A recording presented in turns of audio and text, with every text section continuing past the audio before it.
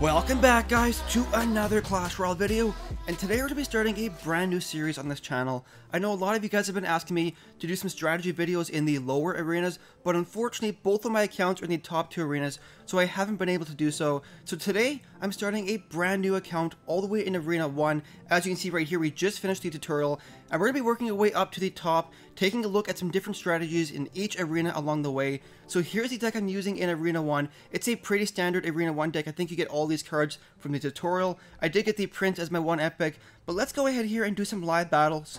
My very first battle on this account, so facing a level 2, so hopefully this goes okay. I think the last time I started a brand new account, I went about 30 wins or so in a row without losing, which is pretty good. And I made it all the way up to like Arena, I think 6 at the time, as a level 5, so that was pretty good. Let's go ahead here and drop down. Ooh, he's got that. Let's go use that bomber here to kill those goblins. And he's got his bomber, so we can't use my goblins just yet. I'm gonna go ahead and drop down a knight to support this push here. And this is an important thing in this game, guys, is trying to defend and then convert those defensive troops into a counter push to maximize your elixir.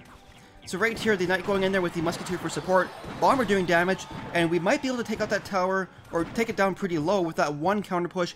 Keep in mind that most of those troops were played on defense. So right here, he's coming with a knight. Gonna go ahead and use my giant to distract it, and then use my musketeer to take it out with the crown tower offering support. And you always want to try and play your defensive troops within range of your crown tower.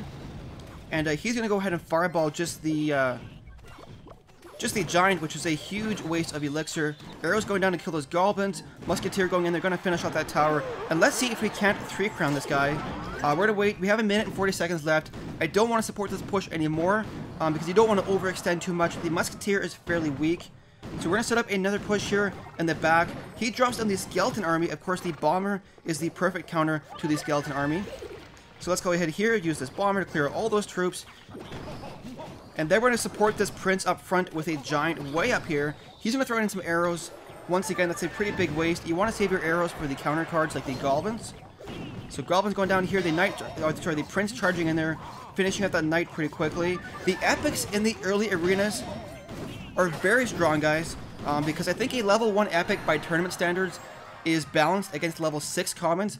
So for the first couple arenas, those epics are very strong. So we won our first battle. Let's go ahead and do another battle here. 3 crowns towards our crown chest. Hopefully we can get the crown chest in this video. But we'll need to do a couple 3 crown victories to get that. So facing a level 1 here, let's start doing a slow push with the giant in the back. We'll do the left-hand lane. And then once the giant makes his way up in front of that tower, we're going to go ahead and support him with a musketeer in the back. And he's not playing anything, so I'm not too sure what he's doing. He's kind of wasting elixir right now. Whenever you start a battle and your opponent places down a card, you want to place down a card almost immediately. Otherwise, you let your opponent get a huge elixir advantage, as you can see right here. I probably got about 5 elixir or so before he placed down a troop. And we're going to be able to do some decent damage to that tower with that giant. Musketeer going to finish off those archers. And she's going to be able to do some decent damage to his musketeer, but unfortunately she won't finish it off. So I'm going to go ahead and place down my knight right here. And notice where I place him. I place him down far enough back so that the enemy troops meet him on my side of the arena, and my crown tower is able to offer support. I'm too busy talking right here. Let's go ahead and drop this prince, take out that prince, and then we're going to sit back a quick second. You never really want to play yourself down to 0 elixir a lot, because you can't get caught in a counter push with nothing left to defend. So once we make it to 10 elixir, gonna go ahead and place down probably a musketeer to counter this bomber, and then go ahead and use a giant right up front to take all that damage instead of allowing a couple hits on my crown tower.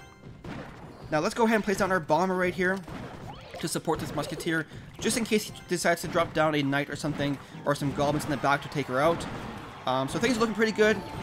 He drops down the arrows. Not really the best decision for the arrows there, because as you can see, I was able to take out that tower.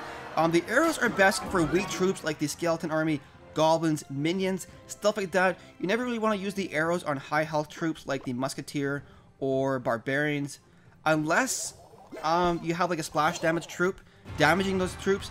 and the arrows will save that splash damage troop. Let's go ahead and use the Prince here. He'll be able to get a charge attack off. We're going to go ahead and use the Goblins here to soak up that damage from the Prince. And then the Giant might get a couple hits off, but we're setting up a pretty strong counter push right here, because take a look at all of these cards we're playing defensively. Meanwhile, we're killing all his cards, so we have a pretty strong elixir advantage right here. He's going to go ahead and fireball that, but the Musketeer is still alive. We're going to go ahead and drop down some Goblins here to take out that Knight. And let's go ahead and fireball these archers right here. Hopefully the Giant can make it to the tower. Goblin's going in to do some damage, and I want this 3-crown victory. Let's go ahead and drop down a Prince right here. And we're going to drop down a Musketeer in the back. And there we go. Come on, 15 seconds left. Let's go ahead and just arrows all this for fun. He's going to fireball that. Really unfortunate, because I do want the 3-crown. Is that enough time left? Unfortunately, I don't think so. So we're going to have to get the 1-crown victory. We had his tower all the way down to 363 health. So, not too bad. Give him a good game. Let's go ahead here and do another battle. Facing a level 2 this time. And what do we have for our starting hand? Giant in our starting hand. Usually with this kind of deck, I either like to do a Giant or a Musketeer slow push in the back to start out. For a couple of reasons. If you place your troops directly on the bridge at the start of a battle, your opponent has full elixir to counter. Whereas if you place your troops behind your King Tower, it forces them to kind of come out of a defensive position, because they have to play a card. Otherwise, you develop a huge elixir advantage. So we're not going to support this Musketeer. He has a level 4 Knight. My Knight, of course, is level 2. Prince going in there, going to go ahead and drop down this Giant. Actually, let's use the Bomber here, because he's probably going to drop down a Skeleton Army, is what I would guess. No, he's going to use a Knight. Very interesting decision there. Let's go ahead and use a Musketeer here to support this Prince Bomber push. Get the arrows ready, maybe? Nope, he drops out a Bomber. Huge mistake there. And we might actually take out this tower. We're going to get the Giant ready, and as soon as this tower goes down, I'm going to go ahead and place down a Giant up front to support, and then use some Goblins in the back. And hopefully the tower locks onto the Giant, and then the Goblins will be able to do some decent damage to that tower. We're probably going to get the 3-crown victory right here. There we go. So one more 3-crown victory, and we will get the crown chest. So hopefully we can get that done in today's video. So let's see here. We are 7 away. Chest slots are full. That's okay. Give him a good luck. Alrighty, so what do we have? Prince and the Giant in our starting hand. I never really like to start out with the Prince. I like to keep it as more of a secret card. He's going to go ahead and drop down the Spirit Goblin Hut in the left-hand corner. So I'm going to go ahead and start doing a push on the right-hand side. Once that Baby Dragon makes her way in there, I'm going to go ahead and use the Musketeer. Actually, I don't have the Musketeer. So let's go ahead and use the Knight to soak up the Baby Dragon damage. Not really an ideal use of Elixir right there. But I didn't have my Musketeer in rotation. Go ahead and fireball these archers and hopefully get the Bomber in the process. There we go, getting some decent value for that one fireball right there. Have the arrows ready in case he drops down anything. He uses the Knight there, so we're going to do some decent damage to that tower. Let's go ahead and drop down the Musketeer here on the right-hand side, and then use the Bomber, and see if we can't get the Giant up front to tank this Knight damage right there. So start setting up a push here on the right-hand side. Hopefully we can take out that tower with this push, but we'll see. I really want to fireball all those troops right there, but unfortunately it's too far back in rotation. But we will get the 1-crown down, or one tower down, sorry. And then once the Musketeer makes her way over the bridge, going to go ahead and drop down the Knight to counter her. And there we go. And then we're going to use the Musketeer on the left-hand side to kill this Baby Dragon. Now, if somebody is using a splash damage troop, you never want to place your troops directly beside your tower, because they will also be hit by that splash damage. So let's see here. The Knights are battling it out. Unfortunately, his Knight does win. It is a higher level. Let's go in with the Prince right here to counter his Knight. And then we're going to have to use this Bomber here, because level 3 Goblins against a level 1 tower are really strong. So Bomber taking those out here. Prince going in on the right-hand side. Let's sit back a quick second and start building up this Elixir. I want to try and go for this 3-crown victory. So we'll see if we can make that happen. We might even give him the tower on the left-hand side, and then try and go for that 3-crown. Because that'll give us some more time if we can let him take the game into overtime. So let's try that. We're going to let him take that tower on the left-hand side.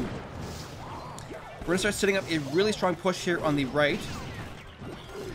We're going to drop down some goblins here to take out his goblins, and then use our prince way in the back to allow him some time to set up a charge attack, dropping down a second giant up front.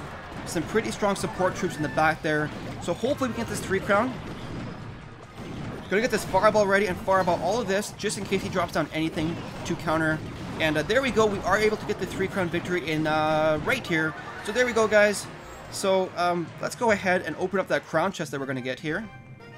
See if we can't get any epics. I really want to get the Witch. The Witch is just a fun card to use, especially in the lower levels. So let's see here. What do we have? Some gold, gems, of course, the giant upgrade available. The Valkyrie. The Valkyrie is a really strong guard, guys, so I definitely suggest you try her out.